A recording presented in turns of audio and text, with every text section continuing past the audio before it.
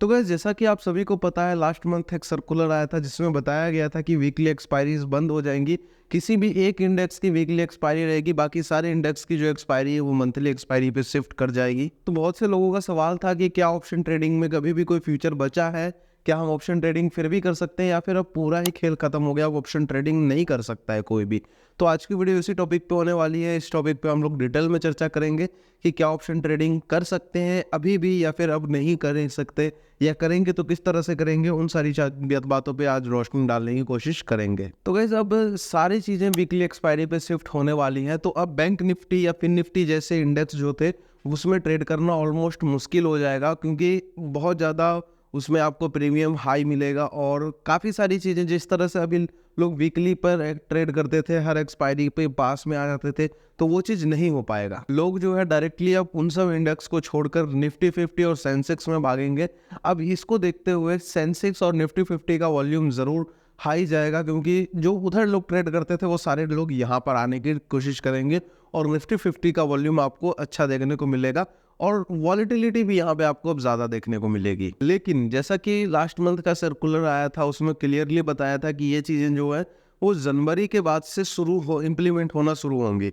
अभी फिलहाल जैसा चल रहा है वैसा ही चलेगा। जो गाइस एनएससी का सर्कुलर आया था उसमें क्लियरली बताया गया था कि जो क्वांटिटी है वो रिवाइज हो जाएगी, वो जो है बढ़ा दी जाएगी। जिस तरह से अभी निफ्टी 50 की जो क्वांटिटी का है, एक लॉट अगर आपको बाय करना है तो वो 25 का आएगा, अब वो बढ़ाकर 75 का कर दिया जाएगा। बैंक निफ्टी का 15 से 30 कर दिया जाएगा, फिर निफ्टी का 25 से 65 कर दिया जाएगा और मिड कैप का 50 से 120, और जो नेक्स्ट निफ्टी 50 है उसका 10 से बढ़ाकर 25 कर दिया जाएगा। इसके लास्ट पेज पर आप इंपॉर्टेंट डेट पढ़ पाओगे कि कब कब से ये इम्प्लीमेंट होने वाला है, तो सारी चीज़ें आपको यहाँ से पता लग जाएंगी। मतलब गाइस कॉन्ट्रैक्ट साइज का लॉट बढ़ा है तो जाहिर सी बात है प्रीमियम भी बढ़ेंगे। जो लॉट आपको 3,000 से 5,000 के बीच में मिलते थे वो लॉट अब आपको 15 से 20,000 रुपए में मिलेंगे। वीकली एक्सपायरी खत्म हो जाएगी, मंथली पे आ जाएगा, तो जाहिर सी बात है आपको प्रीमियम वहां पर महंगे देखने को मिलेंगे। लेकिन गाइस ये सारी बातें जो है पुरानी हो चुकी हैं, आप लोगों ने बहुत सारी बातें सुन ली होंगी इसके ऊपर। लेकिन सवाल ये है कि ये सारी चीजें करी क्यों जा रही है, इन सब चीज़ों पे इस तरह से बार बार चेंजेस ही क्यों कर रहे हैं। अभी कुछ टाइम पहले ही लॉट साइज को रिड्यूस किया गया था, अभी फिर से रिवाइज किया जा रहा है, तो इसका चक्कर क्या है, ये बार बार ऐसा क्यों हो रहा है।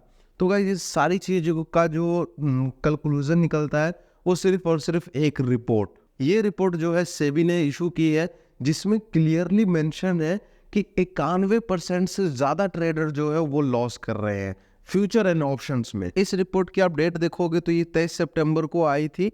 इसमें जो है फाइनेंशियल ईयर 2022 से लेकर 2024 तक का डाटा है, जहां पर क्लियरली मेंशन है, आप देखो कि 91% ट्रेडर जो है वो लॉस कर रहे हैं और इसका जो कुल टोटल ट्रेडर है कितना लॉस कर रहे हैं, वो 73 लाख रुपए टोटल लॉस मेकिंग किए हैं। ये एक ईयर की बात हो रही है, 2024 की बात हो रही है। इसमें से अगर हम एवरेज लॉस की बात करें तो वो लगभग 1.5 लाख के आसपास बनता है। अब अगर 1.5 लाख जो है वो एक बड़ा अमाउंट हो सकता है, क्योंकि हमारे जो इंडियंस की है उन लोगों की एवरेज इनकम ही 1.5 लाख तक पहुंचती है, और वो 1,20,000 तक का अगर नुकसान एफएनओ के अंदर करके बैठे हैं, तो आप समझ रहे हो किस तरह की यहाँ पे अवेयरनेस की ज़रूरत थी, किस तरह से प्रोटेक्ट करने की ज़रूरत थी।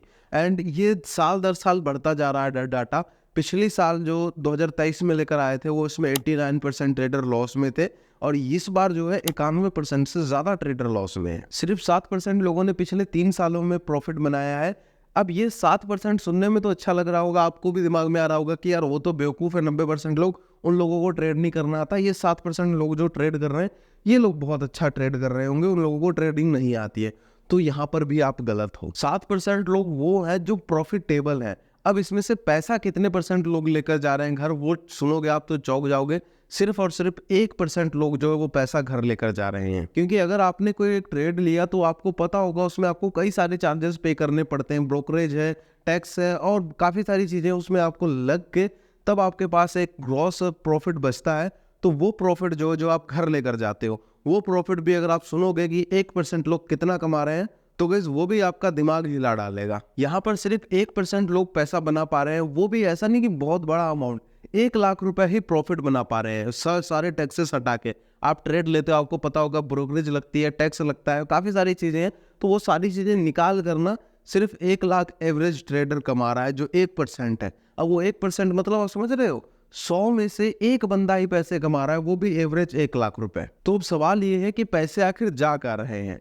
तो पैसे जो कमा रहा है वो कौन कमा रहा है? वो एफपीआईज कमा रहे हैं, ब्रोकर सब कमा रहे हैं। जो आप ब्रोकर सब देख रहे हो इतना बड़े होते जा रहे हैं, इतने फैलते जा रहे हैं, वो ब्रोकर सब इसी सब की वजह से। यहाँ पे गवर्नमेंट ने भी अच्छा खासा पैसा बनाया है, गवर्नमेंट भी अच्छा खासा हाथ साफ कर रही है। यही रिपोर्ट को देखने के बाद एनएससी का सर्कुलर आया है जिसमें कि क्लियरली मेंशन है कि जो एनएससी है, जो गवर्नमेंट है, वो भगाना चाहती है रिटेल ट्रेडर को। जो छोटे ट्रेडर हैं उनको मार्केट से गायब ही कर देना चाहती है, उनको नहीं रखना चाहती है। क्योंकि जाहिर सी बात है, लॉस कौन कर रहे हैं? जो नए ट्रेडर आ रहे हैं। और नए ट्रेडर की जो क्वांटिटी है वो ह्यूज है, बहुत सारी क्वांटिटी आ रही है। यहाँ पर सिर्फ बड़े और एक्सपीरियंस ट्रेडर ही रह पाएंगे अभी के फिलहाल के बाद। क्योंकि छोटी मोटी अमाउंट से पहले लोग आते थे, 5,000 रुपये 10,000 रुपये लेकर आते थे और महीना भर 20 दिन 25 दिन आराम से ट्रेड कर लेते थे। लेकिन अब अगर आपको ट्रेड करना पड़ेगा तो आपको मिनिमम 1 से 1.5 लाख रुपए लेकर आना पड़ेगा मार्केट में ऑप्शन बाइंग के लिए, तब आप कहीं जाके थोड़ा बहुत रिस्क मैनेजमेंट फॉलो कर पाओगे। अब गाइस इतना कैपिटल होगा नहीं किसी के पास तो जल्दी जल्दी कोई एंटर करेगा नहीं। लेकिन ये जो डिसीजन है इस पर कई तरह से बुरा इफेक्ट भी पड़ रहा है, कई तरह से अच्छा इफेक्ट भी पड़ रहा है। गवर्नमेंट ने पहले भी एफएनओ के अंदर टैक्स बढ़ा दिया था, जहां पर कुछ लोगों तो वही टैक्स की वजह से भाग गए, कुछ लोग हैं फिर भी अभी भी लगे हुए हैं। अब गाइस फिर से एक्सपायरीज जो है वो बंद कर दी है और लॉट साइज को बढ़ा दिया गया है। इनडायरेक्टली जो है ये फ्यूचर एंड ऑप्शन में से गवर्नमेंट भगा रही है ट्रेडर्स को, और कुछ भी नहीं हो रहा है। बाकी यहाँ पर आपकी क्या राय है? आपको क्या लगता है कि ये डिसीजन सही है या गलत है, या फिर इसके अलावा कुछ और करना चाहिए था गवर्नमेंट को, या फिर कुछ और ऑप्शन हो सकते थे? वो आप मुझे कमेंट सेक्शन में ज़रूर बताएं। बाकी आपको ये डिसीजन कैसा लगा? क्या अब आप ये सारी चीज़ें होने के बाद ट्रेड करोगे ऑप्शंस ट्रेडिंग में, या फिर आप कुछ अलग सेगमेंट में जाना पसंद करोगे, या फिर यहीं पर रहोगे अलग स्ट्रैटेजी के साथ ट्रेड करोगे? क्या करने वाले हो आप, वो भी मुझे कमेंट सेक्शन में ज़रूर बताएं। मैं मिलूंगा आपसे अगली वीडियो में। और अगर जानकारी अच्छी आई हो, पसंद आई हो, तो हमारे चैनल को सब्सक्राइब करना ना भूलें।